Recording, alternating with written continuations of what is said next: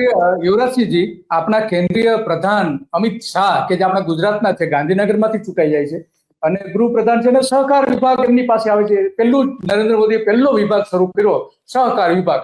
અત્યાર સુધી સહકાર વિભાગ જ નહોતો. આમ તો રાજ્યનો એનો પાવર કહેવાય. રાજ્ય પોતે જ નક્કી કરે સહકાર અંગેની નીતિ. એને કેન્દ્ર સરકારના કોઈ આદેશો માનવાના ન હોય, પણ અમિત શાહને બેસાડીને હવે દરેક જગ્યાએ એ આદેશો પણ આપવામાં આવે છે. તો અમિત શાહને તમે કોઈ જાણ કરી, ફરિયાદ કરી, અથવા તો અમિત શાહ ગુજરાતી જે સહકારી ડેરી અને સહકારી ક્ષેત્ર બેંકોથી લઈને બધામાં એના જે 4 હાથ દેખાય છે, તો આમાં એમના એક હાથ છે એવું લાગે છે તમને?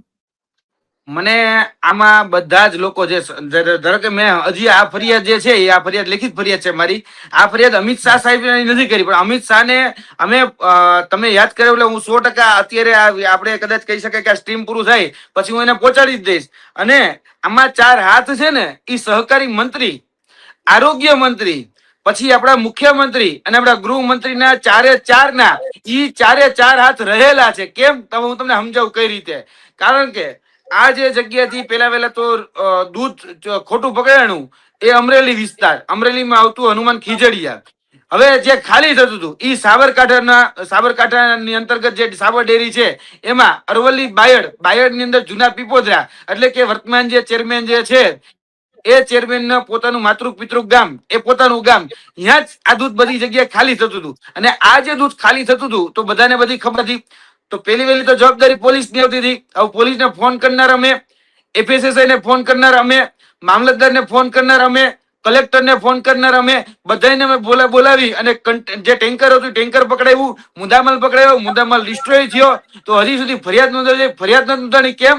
કારણ કે ઉપરથી એવું કહેવામાં આવે છે કે કોઈ ચમરબંધીને છોડવાના નહીં, પણ જયારે ચમરબંધી પકડાય ત્યારે ઓલા ધૃતરાષ્ટ્રની જેમ, કહી શકે ધૃતરાષ્ટ્ર નહીં પણ ગાંધારીની જેમ આ ખાડી પટ્ટી બાંધી દેવાની. એમ અત્યારે વર્તમાનના ગૃહ રાજ્ય મંત્રી એ ગાંધારીની જેમ આંખની આડી પટ્ટી બાંધે. જયારે ચમરબંધી પકડીને આપીએ ત્યારે આંખ આડી પટ્ટી બાંધે. હું તમને હજી કહું કે આજ સાબરકાંઠામાંથી અમે પ્રાંતિજના ઉચ્છાના ફાર્મ હાઉસ માંથી, નીતિનભાઈ પટેલના ફાર્મ હાઉસ માંથી ત્યારે 72 લોકો, મને હજી ડેટ યાદ છે, 12 ડિસેમ્બર 2022 ત્યારે હેડ ક્લાર્ક નું પેપર ફીટ્યું હતું. ત્યારે અમને કીધું હતું કોઈ ચમરબંધી છોડવામાં નહીં આવે, પણ ચમરબંધી એની સામે જ હોઈએ.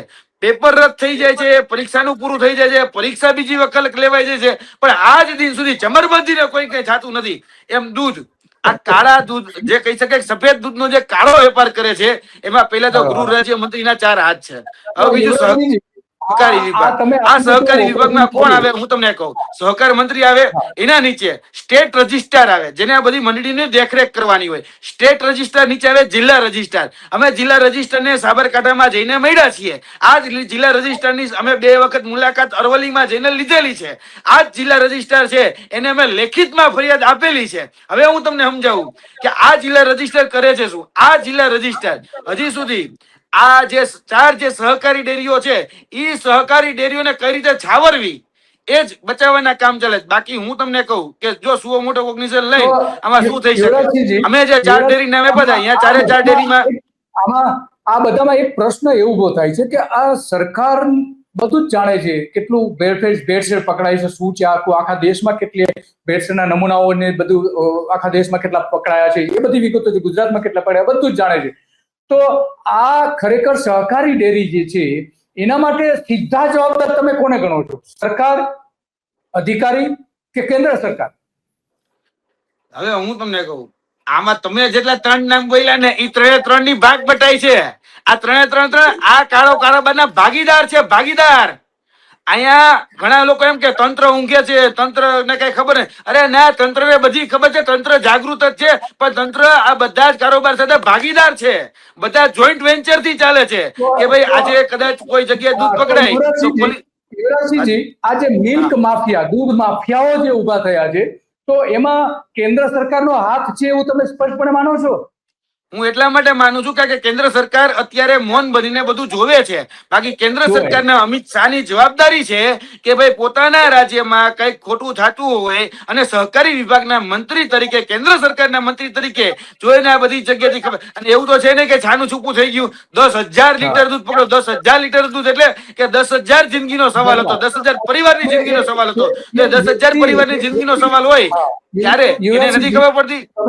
યુવરાજસિંહજી, તમે જે કામ કર્યું છે ખરેખર એ ગુજરાતના લોકો એના કાયમ માટે યાદ રાખશે, કારણ કે આટલા મોટા પ્રમાણમાં ક્યારેય જથ્થો નથી પકડાયો, આટલા મોટા પ્રમાણમાં ક્યારેય નહીં. અનેક ડેરીઓમાં દૂધની ભેળસેળ હાથે પકડાય છે, થોડા 2, 5, 8, 10 લીટર પૂરતી પકડીને એટલું બધું વાળી દે છે. પરંતુ આમાં સૌથી મોટી વાત છે, તમારી દ્રષ્ટિએ આ ગુજરાતનું જે રોજનું જે દૂધ નીકળે છે એમાં કેટલા ટકા ભેળસેળ હશે, કેટલા ટકા ભેળસેળ વાળું દૂધ આવતું હશે? અલગ અલગ ઘણી બધી મોટર સુપ્રેન્ડીઓ છે ગુજરાતની અંદર. જોવા જઈએ તો આપણી પાસે દૂધ ઉત્પાદક અથવા તો એમ કહી શકાય દૂધ જ્યાંથી આવે છે એ ઢોર ઢાકર આપણી પાસે એટલા ઉપલબ્ધ જ નથી.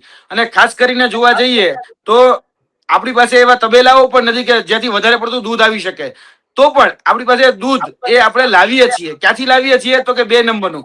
આજે જો ટકાવારી દ્રષ્ટિએ જો જોવા જઈએ તો 65% દૂધ, મારી દ્રષ્ટિએ આ વ્યક્તિગત મારો અભિપ્રાય કહું છું, 65% દૂધ સારું હશે અને 35 થી 40% દૂધ જે છે એ આવું ભેળસેળ યુક્ત, કેમિકલ યુક્ત, આવું મિલાવટ વાળું ફેબ્રિકેટેડ દૂધ હશે.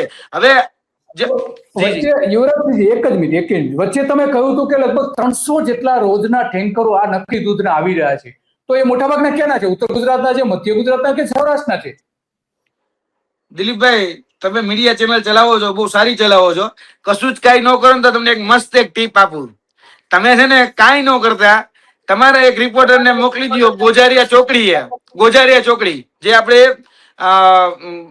મહેસાણા પાસે જે રહ્યું ને વિસ્તાર, ત્યાં ગોજારિયા ચોકડી ઉભી રાખવાની. રાતે 7 વાગ્યાથી લઈ અને બપોરના રાતના 4 કે 5 વાગ્યા સુધી, કારણ કે જે કાળા કોરો બજારી છે ને બધી રાતે જ થાય છે, એટલે રાતે પેલે ત્યાં તમે ઉભા રાખો. બીજી કે તમે સૌરાષ્ટ્રમાં જાઓ હોય તો તમે આટકોટ જે ગામ રહ્યું ને, આટકોટ, જસદણ, વિછિયા અને આટકોટ, એ આટકોટ પાસે છે ને આંબેડકરનું સ્ટેચ્યુ છે. એ આટકોટના બસ સ્ટેન્ડની બહાર તમે એક વ્યવસ્થિત એક કેમેરા વ્યક્તિને ઉભા રાખો તો 300 ગાડી તમને અહીંયા જોવાશે, 300 ગાડી તમને અહીંયા જોવા મળશે. એ જ રીતે હું બધા જ વિસ્તારના ઓળખું છું. મધ્ય ગુજરાતમાં જે બોર્ડર એરિયા છે ને, બોર્ડર એરિયામાંથી હવે એવું ન માનતા કે દૂધ ગુજરાતમાં જ બને છે. રાજસ્થાનના સાંચોર માંથી લગભગ આપણે ત્યાં 3 લાખ લીટર દૂધ, કેટલું? 3 લાખ લીટર દૂધ એ પ્રતિદિન આવે છે, પ્રતિદિન. રાજસ્થાનના સાંચોર ખાતેથી પર ડે એ 3 લાખ લીટર દૂધ આવે. હવે હું તમને કહેવા જાઉં છું ને, તમે સાંભળીને ચોકી જાઓ. એ દૂધનો ભાવ શું છે ખબર છે? 12 રૂપિયા પ્રતિ લીટર દૂધ. કેટલું? 12 રૂપિયા. 12 રૂપિયા પ્રતિ લીટર દૂધ.